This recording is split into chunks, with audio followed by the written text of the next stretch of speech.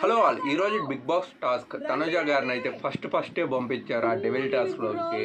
చాలా అంటే చాలా భయపడుతూ వెళ్ళింది. నాకైతే అయ్యో పాప అంటే ఒక పక్క లాఫింగ్ అని వస్తూ ఉండింది. అంటే ఎందుకంటే లాఫింగ్ అనేది ఆ లోపల ఉన్న డెవిల్ క్యారెక్టర్స్ వాళ్ళు భయపెట్టడానికి ట్రై చేయక ముందే తనుజ గారు అయితే ఇంకా భయపడిపోతూ ఉన్నారు.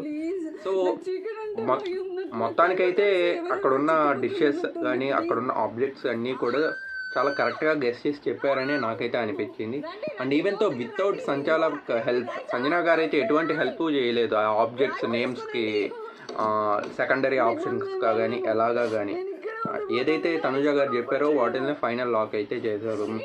బట్ రిమైనింగ్ దివ్య గారితో కానీ రీతు గారితో కానీ చూస్తే కొంచెం హెల్పింగ్ లాగా అనిపించింది. అంటే ఆబ్జెక్ట్ అనేది కరెక్టా అంటే ఇంగ్లీష్లో తెలుగులో చెప్పు, వేరే ఆప్షన్గా చెప్పు అన్నట్లు.